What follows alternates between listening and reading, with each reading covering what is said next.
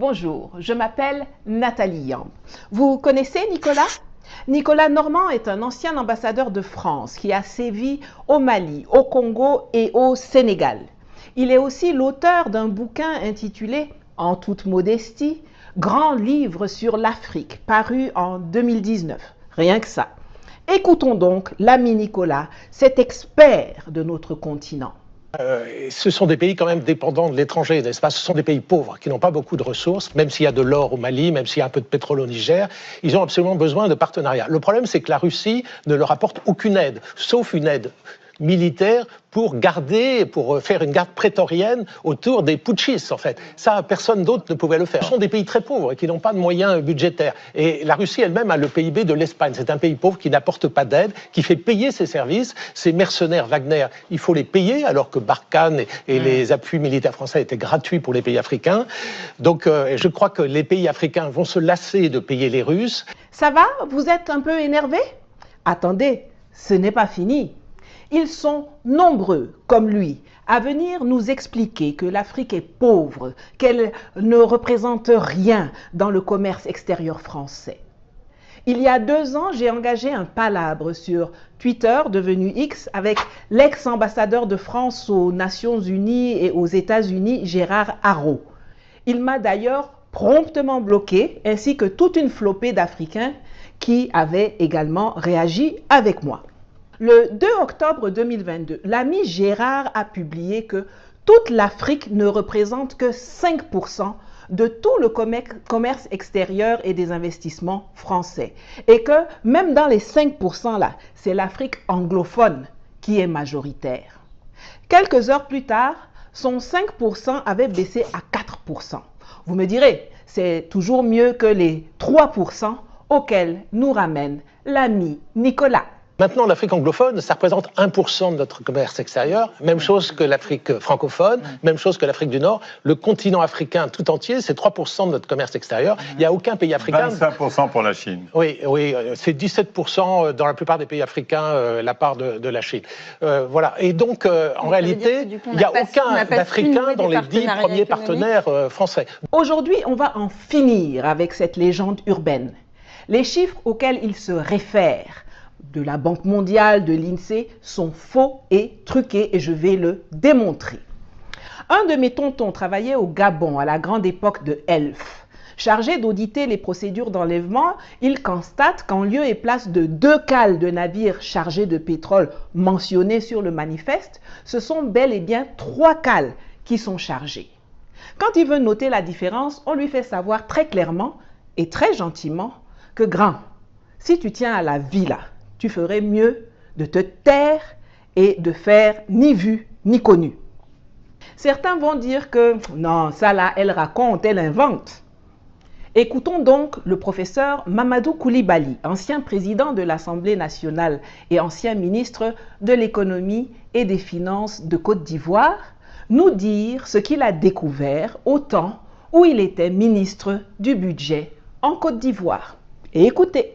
Moi, je suis allé visiter ici à Abidjan une des plateformes pétrolières, mais en haute mer là-bas, j'étais avec feu le ministre Daouda Thiam, parce que je voulais savoir où passait l'argent du pétrole. Il m'a dit, viens, on va aller. On a pris l'avion, on est arrivé, on a regardé. Quand on est revenu, tu as compris, non?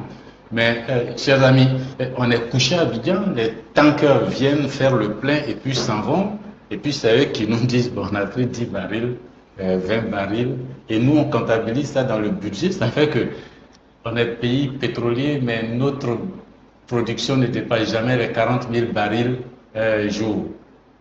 40 000 barils, c'est rien du tout. Mais en même temps, depuis 1960, là-bas, on n'a pas été capable de construire une raffinerie ici pour raffiner ce pétrole ici et puis le vendre ici. Ce petit pétrole-là s'en va et puis on commande du pétrole nigérian pour le raffiner ici et le vendre ici. Après, on se plaint des fluctuations du dollar. Il ne faut pas vous en tenir aux parités, au taux que les gens donnent. Ce n'est que la partie visible. Ce qu'il dit là, qui se passait en Côte d'Ivoire en 2000, ça rejoint, ça corrobore ce que le Congolais Pascal Lissouba, qui fut Premier ministre de 1963 à 66, puis président de la République du Congo de 92 à 97, a raconté pour la postérité, c'est-à-dire pour nous, dans un documentaire en 2001, Magnéto. Ça commence sur les puits de pétrole eux-mêmes. Les installations industrielles sont à 600 km de Brazzaville, près de la ville de Pointe-Noire, au bout d'une des rares routes bien goudronnées du pays. On a suivi les panneaux, il faut prendre à droite. C'est indiqué. Voilà le terminal pétrolier de Djeno. C'est ici que transite le pétrole, extrait par Elf, pour son compte et celui du pays. Les puits sont en mer. Au bout d'un chemin, il n'y a rien à voir, si ce n'est quelques tuyaux qui s'enfoncent dans l'océan, derrière une grille. Problème, à partir de cette grille, fini le Congo, tout est contrôlé par Elf, dans le plus grand secret. C'est ce qu'affirme l'ancien président de la République, Pascal Lissouba. Selon lui, le Congo ne savait même pas combien de pétrole était extrait de son sous-sol. Nous ne savions rien de ce qui se passe et nous n'avons même pas la quantité du pétrole qui sortait de notre pays. Nous ne la connaissions pas. Vous voulez dire que les autorités congolaises ne la connaissaient pas. Ne connaissaient pas la quantité de pétrole extraite de leur sol? Par quel moyen?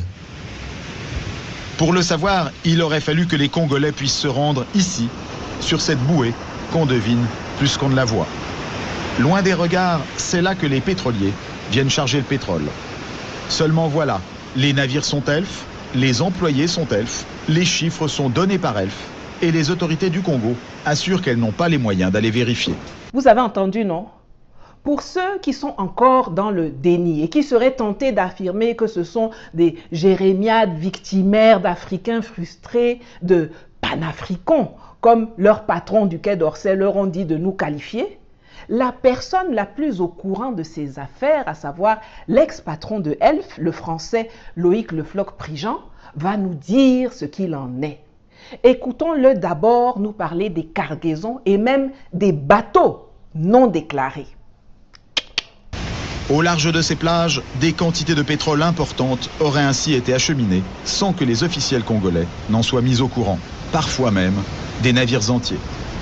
Et un pétrolier de 100 000 tonnes, cela représente près de 100 millions de francs qui échappent aux caisses du pays. On appelle ça une cargaison fantôme. Interrogé sur la question, Loïc Le Floch-Prigent ne dément pas qu'il y en ait eu. Il y a des cargaisons qui sont produites et qui n'ont jamais été officiellement. Voilà. Alors c'est des choses qui sont arrivées, bien sûr, dans le passé, quand les dispositifs de comptage n'étaient pas aussi précis que maintenant. Alors on peut estimer qu'aujourd'hui, les dispositifs de comptage sont précis, du moins dans certains pays. Alors si je prends l'exemple quand même concret des pays africains, et notamment dans les années 70, 80, 90, est-ce que les systèmes de comptage étaient précis? Les systèmes de comptage étaient imprécis. J'espère que vous comprenez maintenant pourquoi Patrice Talon voulait à tout prix empêcher les officiels nigériens de superviser l'enlèvement de leur pétrole au terminal de Semek-Podji. Dans ce qui était chargé, il y avait les cargaisons officielles du Niger, mais il y avait aussi sa part fantôme à lui et celle de ses patrons complices français. Donc, que les Nigériens viennent contrôler, comme mon tonton dont je vous ai parlé au début là, ça n'arrangeait pas les affaires de ce voyou de Talon. Et c'est pour ça qu'il les avait fait arrêter en violation des accords signés. Il voulait sauver son mangement, mais son vaudouna ne peut pas gagner contre la vérité et la volonté de souveraineté des Sahéliens. Là, on a vu comment les quantités sont biaisées. Ces chiffres qui sont à la base des données fournies par l'INSEE, la Banque mondiale, etc. Reconvoquons donc maintenant Loïc Le Floch-Prigent pour nous éclairer sur le trucage de la partie financière. Loïc, reviens. Il y a 10 millions d'années, 100 millions d'années de travail qui a été fait par la Terre pour transformer les algues en pétrole. Ces années-là sont des années gratuites. Alors on va trouver du pétrole dans des conditions extraordinairement bon marché et on va le vendre à un prix élevé puisqu'il est en concurrence avec d'autres sources énergétiques. Donc ce différentiel est énorme. On est à un pétrole grossièrement aujourd'hui, mettons, en moyenne, à 3-4 dollars qui sort, et puis on le vend à 80. Tout cet argent entre les deux est un argent qui va à un certain nombre de gens. J'espère que vous avez bien écouté. J'espère vraiment que vous avez bien écouté. Le monsieur nous dit qu'il achetait le pétrole à 4 dollars aux pays africains et que lui ensuite allait le revendre à 80 dollars là-bas. Les 76 dollars de différence, c'est pour eux là-bas. Nous, on n'a rien dedans. Quand ils viennent s'installer chez nous, ils créent des entités localement. Elf Gabon, Total Cameroun, Total Congo, Total Côte d'Ivoire, Somaïr au Niger, dans l'uranium. Ce sont juste quelques exemples. Souvent, nos États viennent s'enorgueillir. Oui, on a 30%, on a 40%, 65% dans ces entités. Sauf que, d'une part, celles-là ne payent pas les impôts comme il faut. On l'a vu avec les affaires de Barrick Gold, de Resolute Mining, de Robex, de Allied Gold et compagnie au Mali. Et d'autre part, ce ne sont pas elles qui gagnent le vrai argent parce que c'est sur ces entités locales que toutes les charges sont passées. Si tu as 90% de petits et que moi j'ai 2% de géants, pour moi, dépasse pour toi. Donc, si tu es intelligent, tu vas aussi aller chercher les 2% de mastodontes et ne pas te contenter d'aller crâner avec les 90% de nyama-nyama là-bas. Et c'est le même business model qu'ils utilisent dans tous les secteurs. Quand vous entendez les Français fanfaronner que, ouais, de toute façon, l'uranium du Niger ne représente plus que 20% de l'approvisionnement français, alors que le Kazakhstan est à 40%, mais qu'en même temps, vous les voyez hurler, envoyer des terroristes, violer la Convention de Vienne, préparer une invasion militaire pour remettre au pouvoir leur pion Bazoum, vous avez maintenant tous les éléments pour avoir la bonne grille de lecture. Normalement, quand quelque chose ne vaut rien, n'a aucune valeur ajoutée pour toi, quand on te dit de partir, mais tu cours même pour sortir sans te retourner. Toi, tu dis que je suis laide, que je sens mauvais, que je ne sais pas faire la cuisine et même que au lit là, ça ne donne pas. Mais quand je te dis que bon, comme c'est comme ça, je vais te laisser, je vais partir et divorcer, comme ça tu seras libéré de moi et puis tu seras libre d'épouser Miss Monde. Te voilà qui te roule par terre, qui t'accroche à mes pieds, qui va rameuter toute la famille pour me convaincre de rester, qui va poser 18 cadenas sur la porte, verrouiller toutes les fenêtres et qui va même jusqu'à embaucher des vigiles armés en leur disant que je ne dois pas sortir et que si je sors, ils n'ont qu'à même tirer sur moi. Aïe! Vous voyez, non? Joli Kazakhstan est là. Nyanga Australie est là. Beauté Canada est là. Tu peux acheter uranium là-bas. Waouh! Pourquoi ça te gratte quand l'aideron Niger, qui ne vaut rien, te dit de partir? Tout simplement parce que le business model de Orano au Niger était le même que celui de Elf, que Loïc Lefroc-Prigent nous a décrit tantôt. Au Niger, ils achetaient à petit prix de l'uranium qu'ils revendaient au prix du marché en se faisant des marges de tonnerre. Alors que chez les Miss Kazakh, Australie et Canada, là, il est obligé de payer ça au prix du marché et sa marge est mingiri comme ça. Et je le répète, c'est pareil dans tous les secteurs. Cette usine n'est toujours pas construite? Non, elle n'est pas construite. Donc la Suisse et la France achètent du minerai brut qu'ils mais ils n'achètent pas. Non. Depuis 1966, ils extraient, ils exploitent, mais ils n'ont jamais payé un franc. Comment ça se fait, ça? Ben oui, mais c'est comme ça, parce que, comme c'est l'uranium, nous ne devons rien dire. Et aussitôt qu'on veut essayer de demander, de parler, on nous fait taire. Ah. Absolument. Depuis 1966 jusqu'aujourd'hui, ni la France ni la Suisse n'a versé un franc pour tout ce minerai. Alors, si cette vidéo vous a déjà bien énervé, attendez, j'ajoute encore Guassou dessus avant de sortir. Loïc nous a dit qu'il payait 4 dollars aux pays africains et qu'il allait revendre 80 dollars en empochant une marge de 76 dollars. Mais est-ce que vous vous rendez bien compte que l'escroquerie ne s'arrête pas là? quand les présidents français, non contents d'avoir envoyé leur société nous voler en plein jour, reviennent vers les espèces de chiffres molles qui nous servent de chefs d'État et leur demandent de piocher dans les 4 $ là qu'ils nous ont laissés pour prendre une partie et leur renvoyer pour financer leur campagne électorale et leur parti politique là-bas en France. Écoutons tour à tour un des transporteurs de mallettes d'argent et un des donneurs de mallettes d'argent. J'accompagnais Aurillac, disons à Libreville ou à Ouaga et autres. J'avais une audience à moi, privée, avec le chef d'État que Michel Aurillac, le ministre, venait de quitter. Et je disais, bon voilà, Bongo c'était papa, Blaise c'était Blaise, Sassou c'était Denis. Je dis, bon, Denis, la campagne de 88 arrive, il est bon que tu puisses contribuer au financement de ton ami Jacques. Et il disait, ok, Banco, on y va? Tout de suite. Tout de suite. Tout de suite. C'est vous qui demandiez les sommes, c'est eux qui décidaient? Non, c'est eux qui décidaient. Mais jamais ça n'est descendu en dessous d'1 million de dollars. Jamais. Jamais. Vous étiez là? Toujours. Pour la remise des fonds? Toujours, toujours, toujours, toujours. C'est comme ça que ça se passait, M. Perelman. En toute illégalité? Ça, c'est plus mon problème. Le président de la République française me demande des choses, j'exécute, le président d'un État africain envoie son émissaire, moi je ne suis en rien là-dedans. Vous ne vous êtes jamais servi au passage? Jamais. C'est mal me connaître. En 1995, parce qu'il faut qu'on avance, vous dites aussi là qu'il y avait des contributions, Bongo, Sassou, Compaoré, le maréchal Mobutu. C'est le même mécanisme. Ensuite, exactement le même. Vous dites qu'en 95, pour la campagne, c'était au moins 10 millions de dollars. Absolument.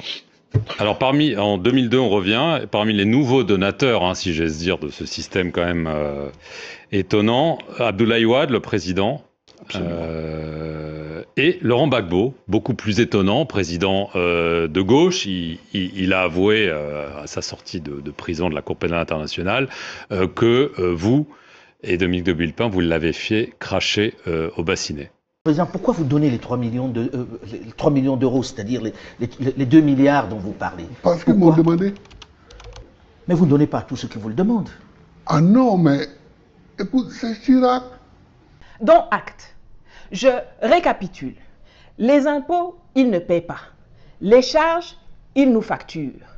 La quantité, ils sous-déclarent. Et ce qu'ils déclarent, ils sous-paient. Et ce qu'ils sous-paient là, ils récupèrent une partie pour financer leurs activités politiques en France.